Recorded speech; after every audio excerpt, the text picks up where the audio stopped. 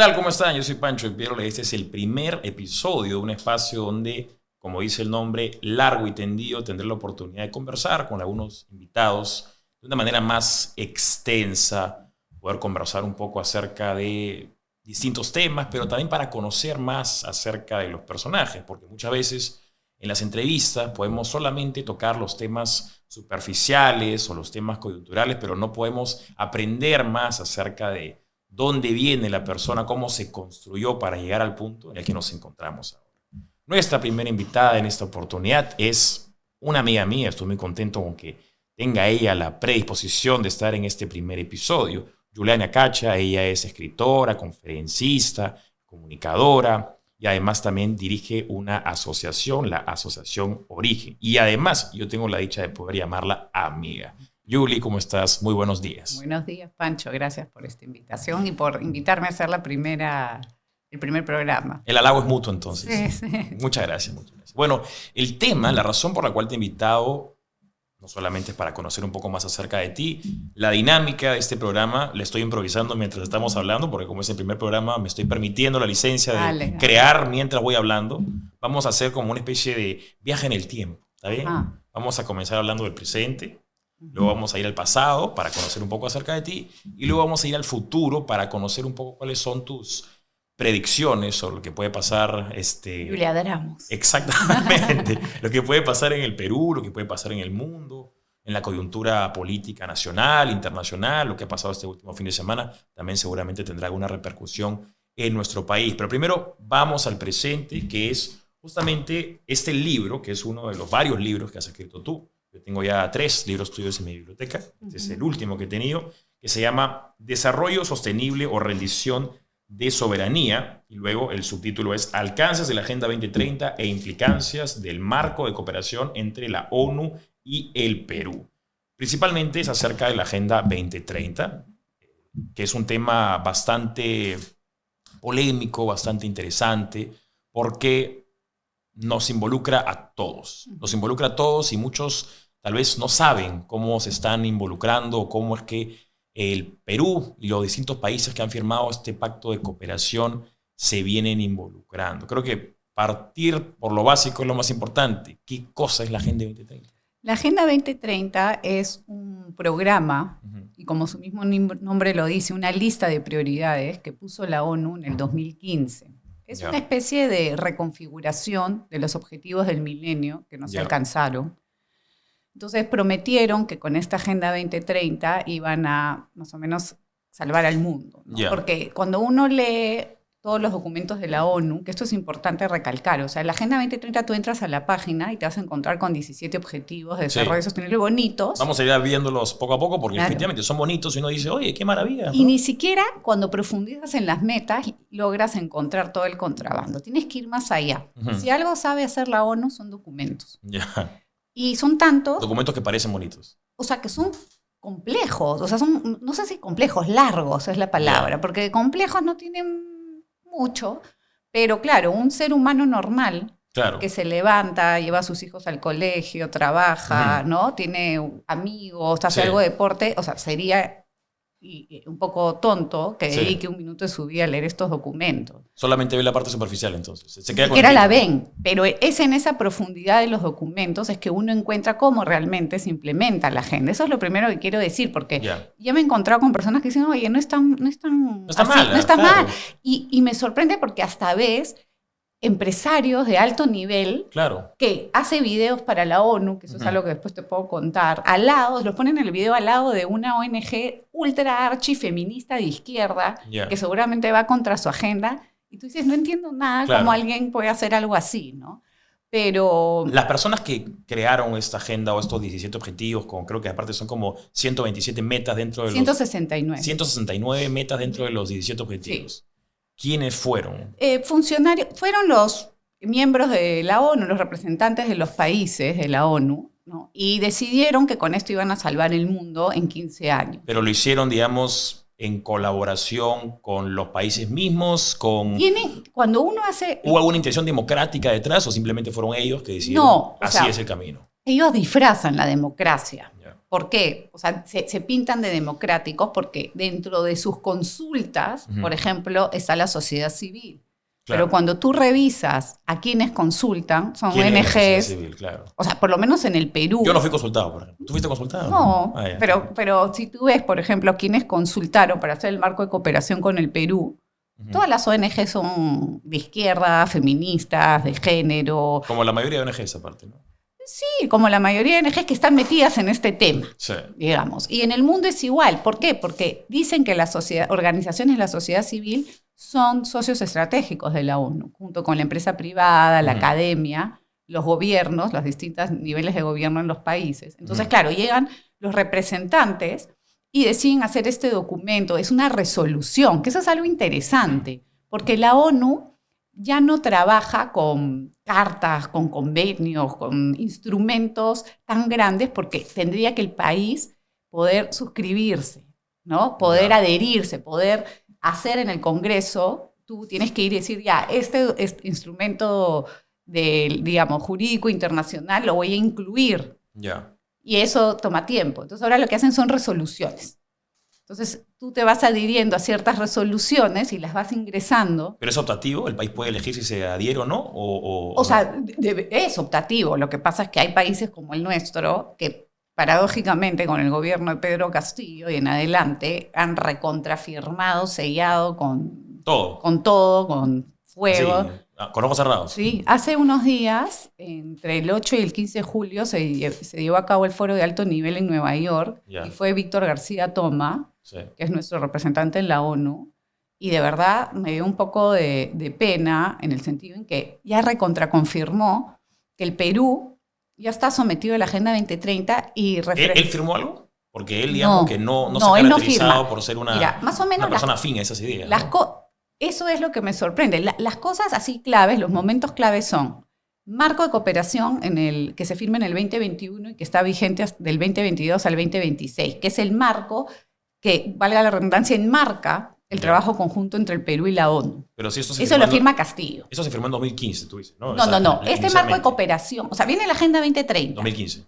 Sí, el Perú evidentemente va suscribiendo un montón de documentos, pero en el 2021 firma el marco de cooperación. Que dice sí, vamos a cumplir todo lo que me dices. Donde dice que sí, vamos a cumplir todo lo que me dices, y no solamente eso, sino que te voy a dar al coordinador residente en el Perú el mismo nivel de gobernanza que los funcionarios peruanos. ¿El presidente? Sí. O sea, lo que pasa es que cuando tú ves el organigrama que se arma, el trabajo conjunto entre la ONU y el marco y el Perú, ¿okay? Te dicen que la Junta, el comité directivo, están Cancillería y la APSI, la oficina del coordinador residente y el gobierno del Perú y el sistema privado. O sea, pone a todos al mismo nivel. Pero hay un pie de página, no es pie de página, es una precisión entre líneas que dice que todo bien, pero si la oficina del coordinador residente ve que por un tema coyuntural hay que cambiar las prioridades estratégicas establecidas en este marco de cooperación, el coordinador residente las puede cambiar, sin consultar a nadie. O sea, ahí es justamente donde viene el subtítulo de, o mejor dicho, rendición de soberanía, ¿no? Exactamente. Y es mucho lo que la gente critica cuando vienen estos organismos internacionales, no solamente como la ONU, sino como la CIDH, que nos viene a decir qué hacer a nosotros. Claro, o sea, es porque nosotros, una república, es que nosotros, a ver, el presidente, el canciller en ese momento que era Maurtua, que firma este marco de cooperación, lo decide. Y claro, si tú te pones un poco estricto, tú dices, bueno, ese presidente lo escogiste tú y te representa. Claro. Entonces él decide firmar este marco de cooperación. Pero de ahí viene otro punto muy importante, que es en noviembre del 2023, Dina Boluarte presenta el Plan Estratégico de Desarrollo Nacional Perú al 2050. ¿Qué hace con eso? Ella firma, ¿no? La introducción son 1060 páginas de un Plan Estratégico de Desarrollo Nacional que hace el CEPLAN, que es el órgano rector del Sistema Nacional de Planeamiento, que viene trabajando hace 7 años, donde presenta este plan, donde están todos los indicadores de lo que va a ser el desarrollo del Perú en los próximos 25 años. Y el mismo presidente del CEPLAN, el señor Peirano, y Víctor García Toma, ahí en la ONU, hace unos pocos días, dice que el 80% de nuestro Plan Estratégico de Desarrollo Nacional está basado en la Agenda 2030. Lo dice explícitamente. Entonces, tú revisas el Plan Estratégico de Desarrollo Nacional y te dice, nosotros para desarrollar este plan estratégico nos hemos basado en marcos normativos de consenso social, es el término que usa. ¿Y cuáles son ese marco normativo? Constitución, visión al Perú al 2050, que es lo que hace el acuerdo es que es bien complejo el acuerdo del Foro Nacional. De ahí vamos al... Y la Agenda 2030. Primero vamos al 2030 y ahí vamos al 2050. Y la 2030. Ya, a ver, si uno lee los 17 objetivos, que además, si uno entra a la página web de la Agenda 2030, tú mismo incluso al comienzo del libro lo describes como una promesa de impulsar el desarrollo sostenible a nivel mundial. Eso no suena mal, suena incluso algo positivo. Bien utópico, ¿no? Pero son realizables, materializables estos 17 objetivos, digamos. El primero que es fin de la pobreza. Ya. ¿Se puede eliminar la pobreza en qué? ¿En 6 años? En 15. Pero bueno, te cuento un spoiler que voy a hacer. En septiembre, el 20 y el 21 de septiembre, si no me equivoco, la ONU va a darse en la ONU la cumbre del futuro, donde se va a firmar el Pacto para el Futuro. Ya está el borrador, nosotros estamos sacando en Origen un informe sobre ese borrador, que después te lo mando y también lo comparto con tus oyentes. Perfecto. Y en este Pacto para el Futuro es la nueva agenda para impulsar la Agenda 2030. ¿Una agenda para la agenda? Sí, exacto. Son básicamente 5 ejes y los principales son ir por más financiamiento. Porque resulta que para la ONU, según estos documentos, el problema con la Agenda 2030 no es que no te lleva a ningún lado, porque ellos mismos reconocen, no está funcionando, estamos muy atrasados, hemos tenido retrocesos. Ellos dicen en pobreza, en género. El problema es que no hay plata. Ajá. Entonces, están yendo, por ejemplo, por regular el comercio internacional, por poner un sistema tributario global donde los países tengan que tributar para la ONU, y también la gente con mucho dinero, que tiene, explícitamente lo dicen, yates, aviones, también van a tener que pagar. Por eso, la ONU. Sí, por eso es un tax global, claro. Es un impuesto global. O sea, la ONU se convierte casi como un imperio. ¿Y sabes cuánto es el presupuesto de la ONU anual solo de la Secretaría? Esto no entra, este presupuesto que te voy a decir, no entran agencias, fondos, programas, esos tienen sus propios presupuestos. Yeah. Solo para la operación de la Secretaría General de la ONU, $3.500 millones anuales. Y no les alcanza. Y eso no incluye campañas de ayuda solidaria. ¿Y esa plata de dónde viene? De los Estados miembros, de los aportes. El 22% ahorita viene de Estados Unidos. Pero el resto viene de los demás países. O hay personas naturales que también aportan. Tú puedes donar si quieres. O sea, puede una empresa, pero los Estados miembros donan y de ahí la gente particular. ¿Qué pasa si los países firmantes no cumplen con los objetivos que se han planteado en la Agenda 2030? ¿Hay un botón de autodestrucción? No, ¿qué cosa pasa? No, simplemente te siguen metiendo presión, te van a pedir más plata. O hay un castigo, digamos, si es que no cumples. Moral. Una castigo moral. Yo creo, porque ¿qué te pueden hacer? Sin embargo, no sé por qué, es como una especie de relación narcisista. Ya. O sea, no tienes por qué estar ahí, pero sigues ahí, claro. Porque te van a castigar moralmente y porque tienes que estar ahí, porque la gente chévere está en la ONU. No tengo la menor... Mira, una parte de las cosas que descubrimos cuando leímos esto del marco de cooperación es cómo se va dirigiendo el dinero para programas de desarrollo. Te voy a poner un ejemplo concreto. Yo soy el Estado peruano y tú eres Ollitas Comunes. Yeah. ¿Ok? Entonces yo te tengo que ayudar a ti en un proyecto de desarrollo para que lleves alimento a más personas dentro de tu proyecto. Bueno, entra el PNUD, que es el programa de desarrollo de la ONU, al medio. Entonces yo en lugar de decirte ya, Ollita, yo te voy a dar $1 millón al año para tus ollitas, pasa por el PNUD. El PNUD saca su tajada y te entrega a ti. Se llama burocracia. Y así se financian en parte. El Fondo de Población de la ONU, metido en todos lados en el Perú, haciendo campaña, apoyando ONG feministas, pro aborto, pro género, campañas publicitarias con nuestro dinero para promover la educación sexual integral. ¿Qué hacen ellos? Le venden al Perú anticonceptivos.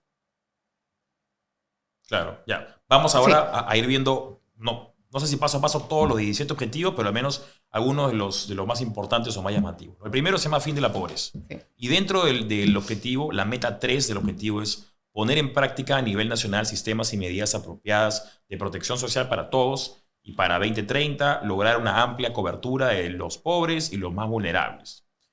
Ya, pero no dicen cómo. No dicen cómo. Entonces, ¿qué pasa si es que un Estado no pone en práctica a nivel nacional sistemas y medidas apropiadas? No pasa nada. Aparte, ¿qué cosa es una medida apropiada? Es subjetivo también. Es que mira, ahora con esto que estaba ley que te he comentado, el Pacto para el Futuro, les dan el pretexto perfecto para pedir más plata. Porque tú, al no hacer lo que la ONU te dice, estás precisamente demostrando que eres un incapaz. Y por lo tanto, la ONU tiene que intervenir más para que tú puedas hacer lo que te he indicado, que tú no quieres hacer por algún motivo. Por algún motivo. En el Perú será por un motivo, en África será por otro motivo. Pero acá hay un punto importante, Pancho, que es importante, que debemos entender. La ONU, la Agenda 2030, está hecha para Occidente.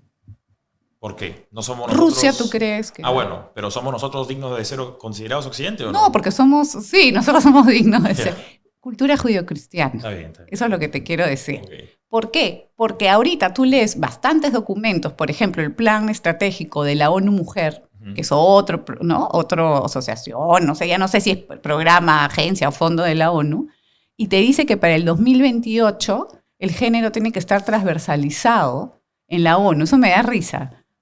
Tú sabes que nunca ha habido secretaria general. Ya. Son muy género. O sea, tienen, ¿no? Claro. Pero en el sector de igualdad de género me llamó la atención porque no dicen para comenzar todos y todas y todes, sino dicen todos nomás. Qué bueno. Y aparte, solamente hablan de igualdad de género entre hombres y mujeres. No mencionan la infinidad de otros. Pero anda a mirar, por ejemplo, cómo se aplica en el marco de cooperación del Perú, el TODES, hay recuadro para LGTBI. Y la definición de género también. Las ONGs que se han consultado. Con amplitud, digamos, en género en sus diversidades. Mira, te voy a explicar. Y infinidades. Les voy a explicar un poco cómo trata el género. El género ya se ha dicho que tiene que ser transversalizado a los 17 objetivos si se quiere alcanzar la Agenda 2030. O sea, es una visión antropológica que se tiene que transversalizar. ¿Okay? Eso es lo primero. Lo segundo es que en el marco de cooperación del Perú tienes 4 prioridades estratégicas, ¿okay? Que debes manejar, si no me equivoco. Y las 4 deben tener 6 efectos directos. Los 6 efectos directos, uno de sus efectos es directo, valga la redundancia, al género. Tienes que tener una incidencia. Todo lo que haga el Perú debe tener una incidencia directa en el género. ¿En qué sentido? En todo el sentido que es el género. La agenda de género no es solo igualdad. La agenda de género es agenda LGTBI, transexualidad, anticoncepción, aborto. O sea, todo lo que viene con la palabrita género atrás. Es un pulpo. Todo lo que se haga tiene que estar visto desde la perspectiva de género. Todo. O sea, lo que busca la Agenda 2030... Una casa tiene que ser también... El agua con perspectiva de género. O sea, eso suena gracioso, pero hace no mucho alguien justamente mencionaba lo del agua con perspectiva de género. Creo que era en Chile, ¿no? O en Argentina. Acá también hay gente que se vende bien de derecha, que hace sus consultoría de cómo usar el agua con género, ¿no? ¿Cómo se usa el agua con género? Lo que pasa es que lo que te dicen es que, por ejemplo, las mujeres lavamos más ropa, más platos, baldeamos. O sea, no sé, tienes que hacer las políticas de género o poner caños considerando el uso de género. O sea, por ejemplo, las mujeres nos bañamos más o por ejemplo, menstruamos. Entonces eso tiene que ser considerado en tus políticas de género. No me preguntes, o sea, yo tampoco entiendo mucho, pero esas son las consideraciones que te ponen cuando tú preguntas, oye, el género en el agua.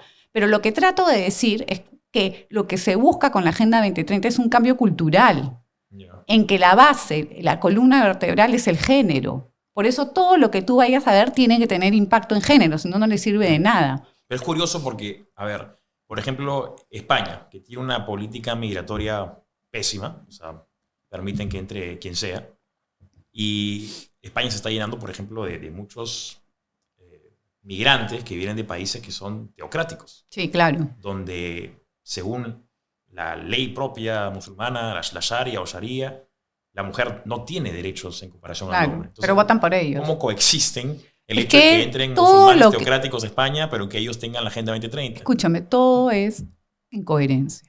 Tú cuando entras, esa risa que pones así, yo la pongo cuando leo y digo, no puedes, o sea, de verdad no puede ser. El otro día estaba leyendo un documento que se llama Nuestra Agenda Común, que es un informe que hizo Antonio Guterres, el secretario general de la ONU, portugués, que es un documento que él presenta luego de que se celebran los 75 años de la Carta de Derechos Humanos de la ONU, y la muestra, y esa es la base para crear esta cumbre para el futuro. Yeah. O sea, tú lees ese documento y tú dices, no puede ser. Como por ejemplo, ¿qué clase de incongruencias has encontrado? O sea, necesitamos 7 capítulos. Pero bueno, por ejemplo, hay una cosa que es muy llamativa, por decirlo menos. Existe en la ONU también un organismo que ve el uso del espacio ultraterrestre. El espacio exterior. Ya. Yo sé, pero bueno, yo ya investigué, porque también puse esa cara. ¿Qué cosa? ¿Satélites con lo que pasa, de género? Lo que pasa es que ahorita el espacio exterior no tiene una regulación. Tú puedes lanzar tu satélite, el que tiene plata y no sé qué. Pero más allá de que eso pueda ser una necesidad real, de que tengamos que, oye, ¿cómo nos organizamos con el espacio exterior? Porque no me vayas a lanzar un satélite que después me cae acá y me destruye algo. La ONU dice que como el espacio exterior o el espacio ultraterrestre es patrimonio de la humanidad, en la Tierra tiene que haber un reflejo análogo, y por lo tanto eso es una justificación de la existencia, que debe existir una gobernanza mundial. O sea, quieren imponer ellos una especie de imperio mundial. Es que cuando te estaba contando lo de la cumbre por el futuro, que es lo de la Agenda 2030, una cosa es lo de la economía, lo que quieren más plata, y lo segundo, van por la gobernanza mundial mucho más agresiva, porque para ellos la única manera de poder gobernar el mundo y alcanzar los 17 objetivos es que ellos tengan el control. Y ahí te respondo privar a los países de libertades. Es que ahí te respondo tu pregunta. Tú me dices, ¿qué pasa si alguien no hace caso? Ahorita no pasa nada. Claro. Pero y como no pasa nada, necesitan estar por encima tuyo para que pase. Yeah. Ahí está la gobernanza mundial. Y ellos van por eso y justifican que tiene que haber una gobernanza mundial en la cual ellos regulen la economía, el comercio, todo esto del cambio climático, que para serte honesta recién estoy entrando a entender un poco qué es la economía, cómo es pasar de economía gris a economía verde y todo esto, el carbono y todo.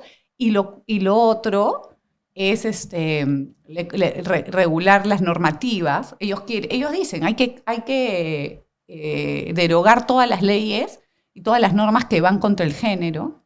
O sea, es eliminar la democracia en pretexto de la justicia social, en pretexto de lo que ellos consideran que es lo correcto. Totalmente marxista, socialista. Cuando tú lees, hay cosas que te dicen por ejemplo, te dicen, hay que reconfigurar la manera de medir el PBI. Porque el PBI, la manera en que como la mide, solo mide producción. O sea, tú dices, ok, tú en tu fábrica has producido tanto, o el Perú, pero no mide cuánta gente has explotado, cuántas familias has destrozado, cuánta gente has matado en la mina. Entonces necesitan una medición económica que incluya lo humano. Ahora, ¿cómo hemos permitido que estas personas que están tomando decisiones para todo el mundo estén en esta posición de poder? ¿Eso es culpa de las elecciones dentro de los propios países? ¿O hay una mente maestra detrás moviendo...? No, es que yo no logro coger la punta de la madeja porque es como un mundo paralelo, Pancho. O sea, después de que hemos publicado el libro, yo me habré reunido, no te miento, con 10 posibles entre candidatos a la República, que quieren ser candidatos a la presidencia en Perú. Que quieren ser congresistas, partidos políticos, o sea, gente que ya se estaba involucrando para el 2026. No tienen ni la menor idea que hay un plan estratégico de desarrollo nacional al 2050, porque yo le digo, oye, sí, mi plan de gobierno. No entiendo, el plan de gobierno ya está. ¿Y sabes qué te dicen? Eso no sirve para nada. Lo que hace el CEPLAN no sirve para nada, son unos inútiles. Y yo digo, ya, entonces ¿por qué tenemos un CEPLAN? Que cuesta 17 millones de soles al año haciendo planes estratégicos que no sirven para nada y que nadie mira. Entonces es como una desconexión. Yo creo, por lo que he ido estudiando, que no es que no sirvan para nada, sirven para luego, cuando alguien quiere pedirte algo, una vez que tú estás sentado en el sillón presidencial, tú dices, no, esa cosa no va, un ratito, acá está. ¿Y los planes del CEPLAN son impositivos o son sugeridos? No, es que, a ver, es como que tú tengas una empresa, claro, tienes y tu centro, plan. Claro, tu business plan, tú digas, no, oye, pero tienes un departamento que te cuesta 17 millones al año para hacer tu business plan, y tú simplemente, no, déjalo. O sea, si no sirve para nada, si no se incluye en los planes del Perú, disuélvelo. Cierra esa oficina. Y si sirve para algo, hay que preocuparse, porque lo que ha hecho el CEPLAN es adherir al Perú totalmente a la Agenda 2030 por los próximos 25 años, además recibiendo apoyo de la cooperación alemana de $2.100.000. Si tú ves el Plan Estratégico de Desarrollo Nacional, vas a ver un logo de la cooperación alemana. Yo investigué. Había recibido $2.100.000 para un proyecto que es fortalecer la articulación del Perú con la Agenda 2030. Y luego, cuando encontré el convenio es que han gastado $2.100.000 para enviar expertos desde Alemania para hacer el Plan Estratégico de Desarrollo Nacional. Y entonces, en nuestro Plan Estratégico de Desarrollo Nacional tenemos el sello de un país alemán, de Alemania, de un país europeo. Dijiste hace un rato que se quiere aplicar la Agenda 2030 en los próximos 25 años. ¿No hay una incongruencia ahí? Porque faltan 6 años. No, lo que pasa es que ya la ONU ha dicho que no llegamos al 2030. O sea, por eso va a firmar el Pacto para el Futuro. Te estoy diciendo que va a salir el Pacto para el Futuro, que es la ¿Van a cambiar el nombre? ¿O van a No sé, porque todavía veremos en septiembre. Yo todavía no lo sé. Estamos esperando, como te digo, hemos preparado este informe sobre el borrador, un resumen de 20 páginas, porque el borrador tiene como 70. No, miento, tiene 21 páginas, pero chiquitita. Las letras chiquititas, solo hemos hecho un informe de interpretación, ¿no? Entonces, sobre ese informe, pero veremos qué pasa en septiembre. Ya. Estaba viendo y he visto que España, bueno, es un país ahorita gobernado por la izquierda progresista, y ellos tienen un ministerio que se llama justamente Ministerio de Derechos Sociales, Consumo y Agenda 2030. ¿Ah, tienen? O sea, España ya ha incorporado abiertamente. No, mira, el otro día conversé con un español que está metido en estos temas, de una organización así que hace batalla cultural, y me decía, si tú vas a Reino Unido, tú hablas de Agenda 2030, no están ahí, porque no están en la Unión Europea, claro, en la comunidad. Salieron. Claro, entonces simplemente no les importa lo que hace la Unión. España es una cosa de locos. O sea, todo el socialismo impuesto es con respaldo de la ONU, ¿no? Todo lo que están viviendo, lo que tú decías, la incoherencia esta de los musulmanes, las españolas, sí, digamos, las españolas de cultura española, por ponerle un término, porque ahora también han nacido, ahí tienen menos de un hijo por pareja. Claro. Los musulmanes tienen 6. Hijo y gato, algo así. Si tienen hijo, perrijo, claro, ¿no? Claro, perrijo, ¿no? Perrijo, pero no tienen hijos. Y los musulmanes tienen 6. Claro, y lo más, entre comillas, paradójico, es que ellos votan por personas, ¿no? Que van en contra de tener hijos, o sea, toda la parte progre, sí, que luego los van a gobernar, que luego los que tienen hijos van a tomar el poder, porque son más, sí, y van a gobernar y van a implementar la cultura que ellos han luchado, ¿me explico? Entonces tú dices... Creo que los musulmanes ya estaban incluso pidiendo una especie de califato, o sea, quieren regresar al califato de Andalucía. No, mira, habrá otra guerra, no sé, otra cruzada, sí, no sé, otra guerra, no sé qué. Claro, con los moros, ¿no? Bueno, no sabemos qué va a pasar, ¿no? Pero digamos, matemáticamente, si tú estás diciendo, los españoles tradicionalmente, culturalmente, tienen menos un hijo, y los musulmanes tienen 6. No, ya se pierde la cultura total. Mira lo que ha pasado en Francia. Claro. O sea, Francia, que ha sido la cuna del cristianismo, el catolicismo, el arte, la literatura, irradió sí, toda Europa, destruida culturalmente. Argentina, que vendría a ser la Francia para Sudamérica, también. Y yo no creo que se hayan escogido destruir esos países porque, justo se me ocurrió. Es precisamente porque eran cunas de cultura católica muy fuerte. Entonces, independientemente de que tú vayas a misa, ojo, claro, estoy hablando del cristianismo como cultura, el judeo-cristiana, ¿no? Entonces, claro, han destruido las dos cunas en Europa y en Sudamérica de cultura judeocristiana muy poderosa, donde salen los grandes intelectuales, donde no se enseñan en las universidades. Todo eso está destruido. O sea, cuando dices lo han destruido, ¿a quiénes, digamos, señalas? Yo no creo que haya una persona que esté en un escritorio con los teléfonos tipo el Mafalda, ¿no? Que le va. No. Yo creo que... Son las ideas que se pusieron en práctica ya... Y hay personas que sí invierten en ponerlas en práctica a nivel educativo, comunicacional, político. Ya por su propio peso comienzan a tener como efecto y hay gente, hay tonto útil, hay otro que ve una oportunidad. Yo digo, oye, mira, ahora gracias a la educación sexual de género, los jóvenes todos tienen relaciones sexuales, salen embarazados. Voy a poner mi clínica abortista y que vende anticonceptivos. Perfecto. Y y cuando me dicen que ese tipo de educación va a mejorar mi negocio, lo financio. Tienes un plan Parenthood. O hago libros de sexualización a niños. Yo digo, oye, acá me subo a este coche porque me da plata. Entonces, y está el tonto útil que piensa que realmente está salvando el mundo porque tuitea todo eso. Entonces, claro, sí existe. Pero bueno, yo creo que el Perú... Antes de ir al futuro, vamos al pasado primero. Ya terminamos con la parte presente. Vamos al pasado. Yo te conozco a ti hace, ¿qué? ¿2 años? Ay, ni sé más, creo. Antes de la pandemia. Antes de la pandemia, prepandemia. Sí, somos amigos prepandemia, mira tú. Antes y después. Antes y después, APDP.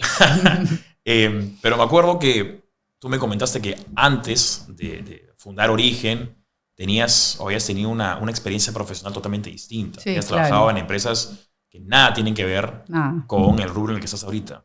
¿Cómo llegaste a ese punto? Mira, yo salí de la universidad a los 21 años. Yo estudié, para poner en contexto, tengo 49, para que más o menos 40. Sepan. Parecemos igual de la Claro, chibolo, pero bueno. Pero bueno, terminé la universidad a los 21, yo soy periodista de la Universidad de Lima y trabajé en periodismo. Y luego salí del periodismo y me comencé a meter a comunicaciones y terminé en Red Bull cuando recién entraba al Perú en el 2003. Y trabajé ahí ¿En qué trabajabas? Como gerente de comunicaciones, primero para 3 países, Perú, Ecuador y Bolivia, y durante un año ya tuve toda la región de Latinoamérica y el Caribe.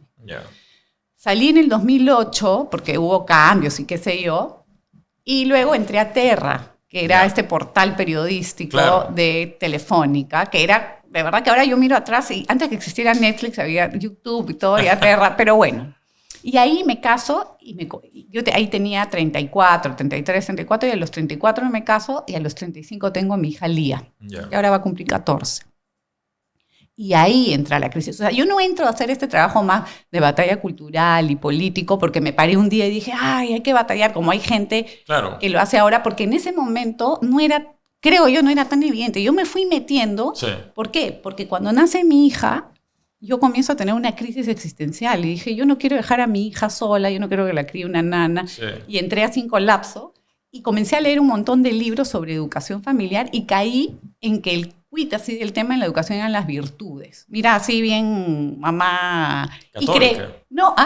Creyente, ¿no? La virtud cristiana. Virtudes, obediencia, responsabilidad, o sea, que educación en virtudes. Y creé un portal, o sea, una web, un blog que se llama La Mama Oca. Hice mi OCA y comencé a escribir sobre educación en virtudes. Y cuando fui buscando dije, oye, vamos a profundizar un poco más porque las virtudes vienen de una educación, entender esto de la antropología filosófica. Y terminé haciendo una maestría en Navarra de matrimonio y familia 2 años. Ya tenía mi segundo hijo. Todo eso te lo estoy simplificando porque vienen un montón de temas personales alrededor. Bueno. Pero a ver, para entender un poquito, no sé si te acuerdas cuando conversamos con Agustín esa vez, él hizo una pregunta, quiero hacértela también ahora a ti, que es, en mis tiempos por la de Lima, también en narrativa audiovisual, en la construcción del héroe, en su travesía, tienes 2 momentos importantes. Dos momentos pivotales. Uno es el que redirecciona la vida del héroe, o en este caso la heroína, que entiendo que es cuando nace tu hija, que dices, ok, para este lado. Y otro pero no conscientemente. Claro, no tiene por qué ser conscientemente, simplemente tienes un cambio de rumbo y comienzas a avanzar hacia allá. Y otro punto es el punto de no retorno. Cuando trabajas suficiente en esto, tú dices, ya no puedo volver a trabajar como gerente de comunicaciones en Red Bull o en ningún lado. Pero acá ya estoy metida y acá me quedo. ¿Cuál fue el punto de no retorno? Terminé la maestría y mi tesis hice como una recopilación de mis posts del blog de La Mama Oca. Esa fue mi tesis y me la publicó Planeta en ese momento. Yo no tenía ni idea ahí si el progre, no progre, nada. Y el Sodalicio de Vida Cristiana me llamó para dirigir, que querían hacer un proyecto de la Fundación para la Familia. Entonces yo entré ahí, si no me equivoco, era el 2015, 2016. Y trabajé 3 años.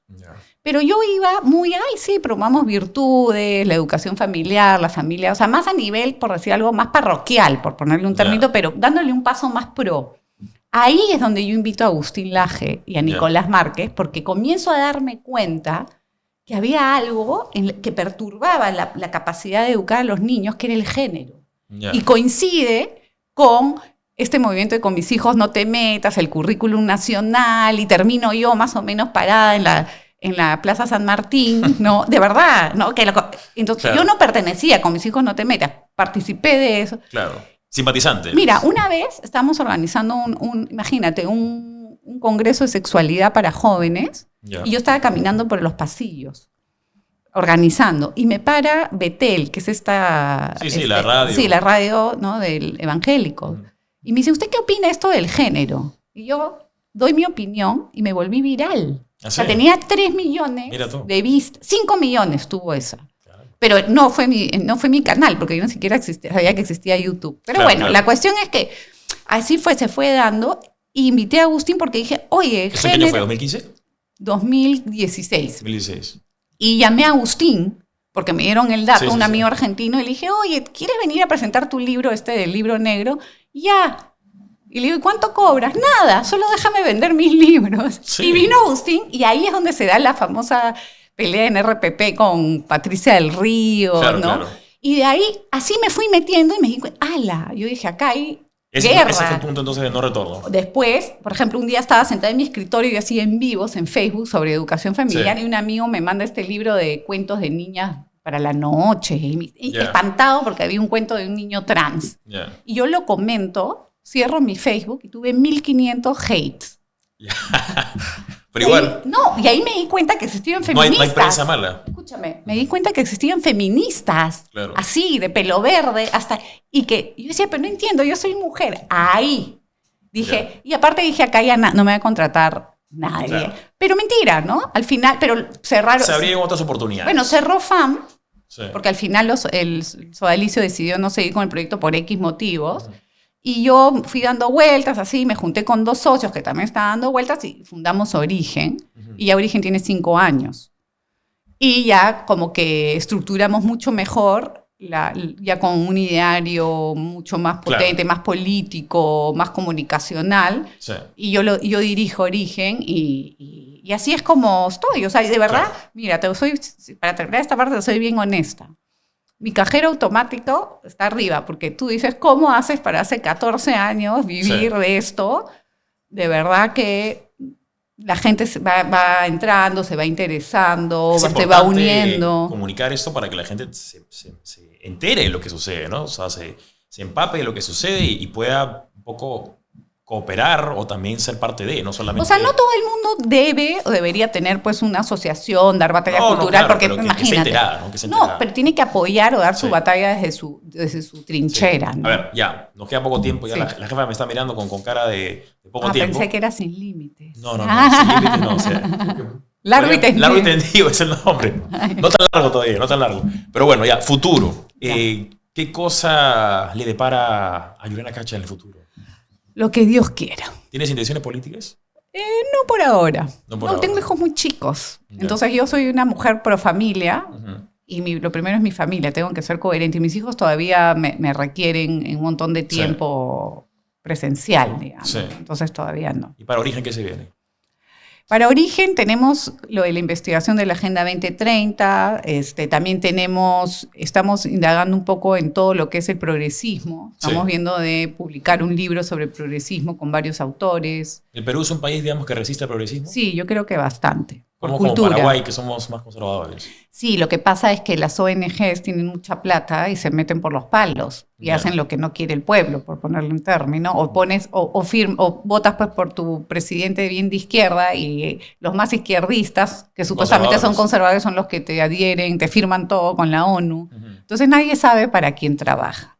Sí. Y bueno, en Origen estamos en eso, también hacemos formación. Tenemos una plataforma de participación ciudadana que inauguramos en noviembre, que es Padres Peruanos, padresperuanos.pe, que estamos adhiriendo padres de familia a nivel nacional para defender el derecho a ser los primeros educadores de nuestros hijos. Ya tenemos 3.500 padres. Sí. Entonces estamos desarrollando la plataforma, hacemos seguimiento a todo lo que son leyes, normativas que tengan que ver con vida, familia, libertad e identidad, ¿no? También hacemos trabajo ahí. Entonces tenemos un montón de trabajo.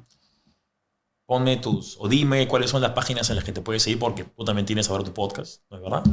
Yo siempre tuve mi canal de YouTube. Tu canal de YouTube. Pero resulta que con lo que saqué el libro de la Agenda 2030 me volví youtuber. Siempre lo tuve como un repositorio, pero estos temas a la gente le interesa. Juliana Caxia, todas mis redes son Juliana Caxia. Tienen que buscar mi cara nomás, porque mi nombre es bien común. Así es. En el mundo. Y las redes de Origen. Origen.org.pe y de verdad que en Origen tenemos Instagram sobre todo. Origen BB y C.